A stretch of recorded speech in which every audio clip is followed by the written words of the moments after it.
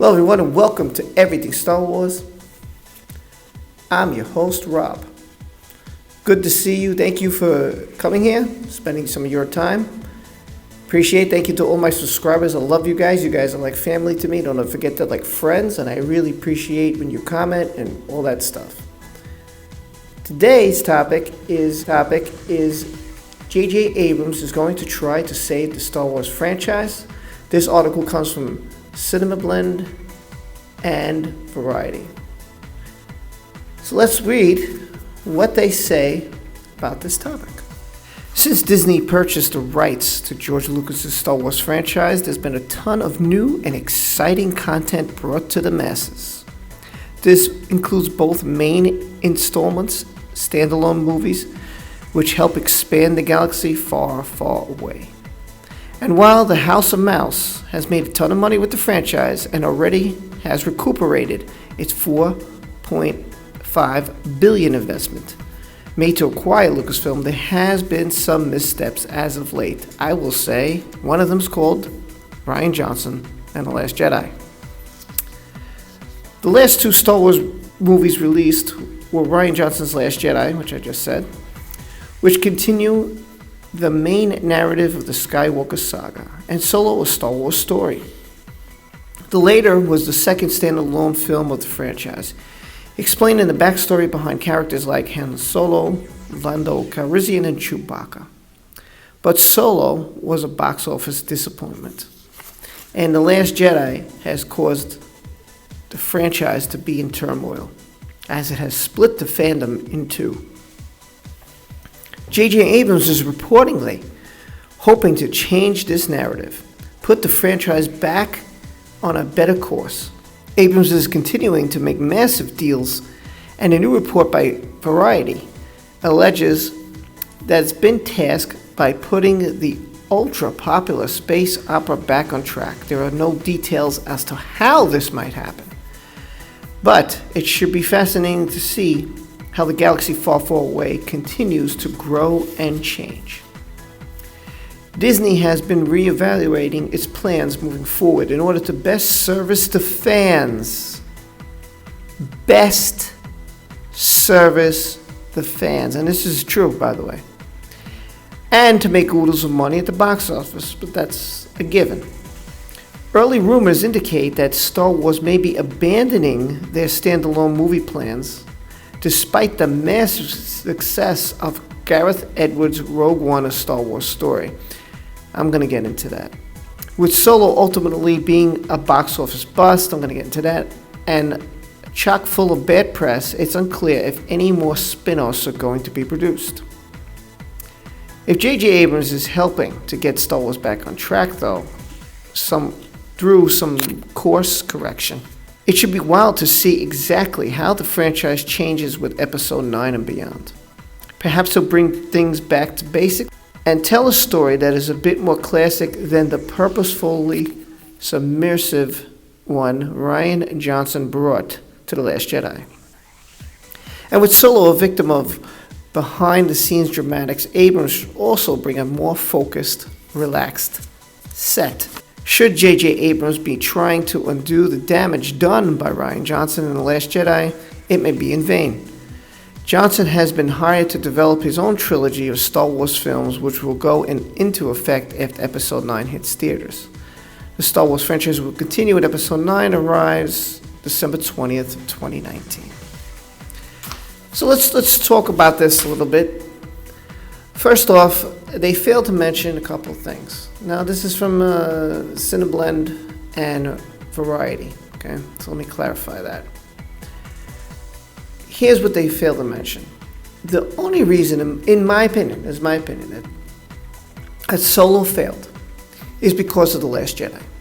Had this come out before The Last Jedi, I'm thinking it would have made $750 million, because there were people who weren't interested in seeing the movie. And I understand that. I don't know why.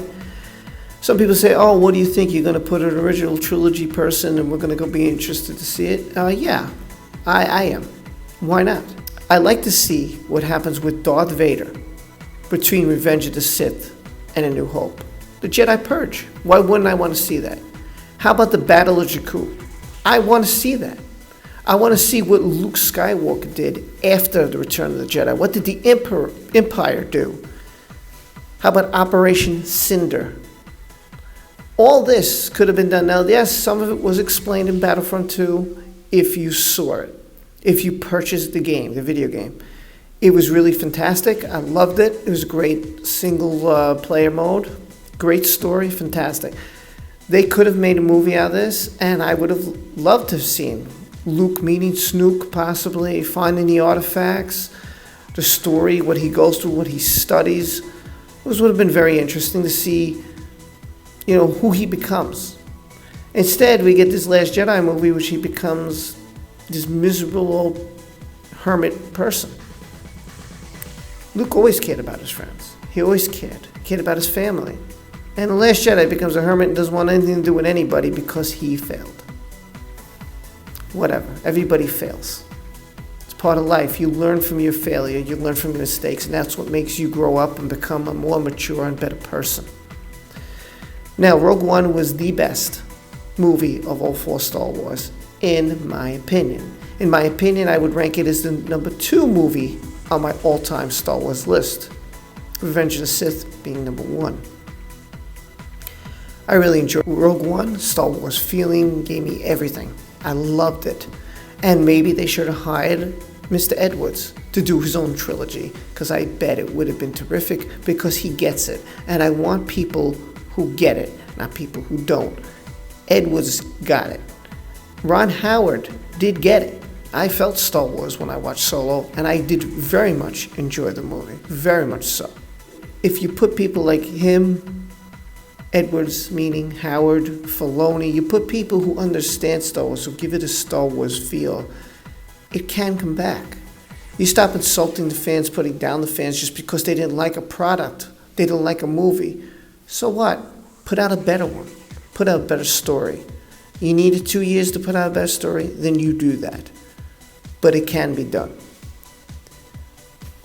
In my opinion, I hope JJ can turn it around. I don't think he's going to be single-handedly able to do this.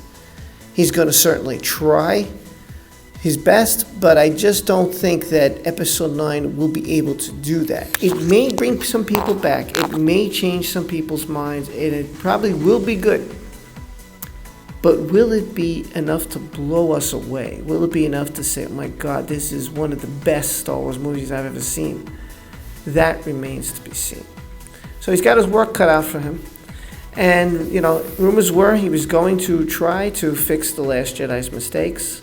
After it was first reported, he wasn't. I've heard he's been reshooting scenes, changing things, and then he's in complete control of Episode 9. This all yet remains to be seen, of course. I don't know for certain and 100% fact, but this is what I've heard throughout. Anyway, you can tell me, do you think that J.J. Abrams is going to be successful in bringing Star Wars back to life? At least back to then a 50-50 slate.